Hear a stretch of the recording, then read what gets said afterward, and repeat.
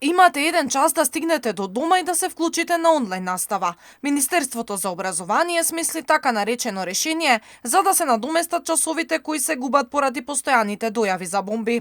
По ова не стивнуваат реакциите од родителите и учениците. Поради тоа што не се изнајде начин да се реши проблемот, сега им создаваат дополнителни главоболки. Речиси е невозможно за еден час родителите да се ослободат од работа, да стигнат до училиштето на децата и да ги умнесат дома за да се приклучат на настава. Разрасните пак се соочуваат со друг проблем – нефункционалноста на јавниот превоз и недостиг на автобуси.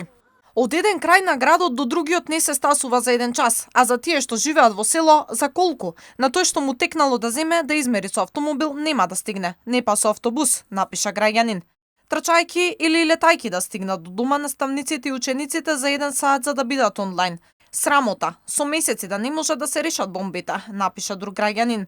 Ова е целосна капитулација на Министерството. Наместо да се најдат одговорните, ние ќе седиме дома и ќе учиме онлайн, реагираат од Сојузот на средношколци. Оттаму велат дека е добро што конечно нешто одлучило Министерството да направи, но ова не е решение. Разликата во оваа ситуација со таа во пандемијата пандемијата беше нешто што никој не може да го контролира, односно имаше реална закана од заразување. Сега на некој начин ова е своевидна капитулација на Министерството, бидејќи наместо да се осигураме дека нашите училишта се безбедни каде каде што може да се учи, наместо да се најдат виновниците и одговорните за дојавите за бомби, ние велиме не можеме ништо да направиме, ако има дојава за бомба ќе мора да се седи дома и да се учи онлайн. Изгубените часови се дополнителен проблем за матурантите кои немаат нормална настава, бидејќи треба да полагаат државна матура. Дури и тие е прашање дали ќе може да стигнат до дома поради недостигот на автобуси. За мојата генерација, која што е родена во 2004 година, за жал нема година од средното образование, која на некој начин не беше афектирана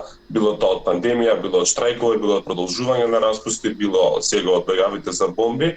И за жал можеме да кажеме дека македонското образование и пред пандемијата беше прилично неквалитетно. Не се средните училишта општински, односно ученици од целата територија на градот посетуваат училиште кое што може да биде многу далеку од дома, така што верувам дека за нив со оглед на јавниот превоз може да има проблем да дојдат до дома за тие 45 минути. И додека дојавите не престануваат, властите се уште немаат никакво решение. Премиерот се чуди како се уште стигнувале дојави кога биле сменати имал адресите на училиштата кои биле на еден сервер во Министерството за образование и наука, а според него ова било импакт од војната во Украина.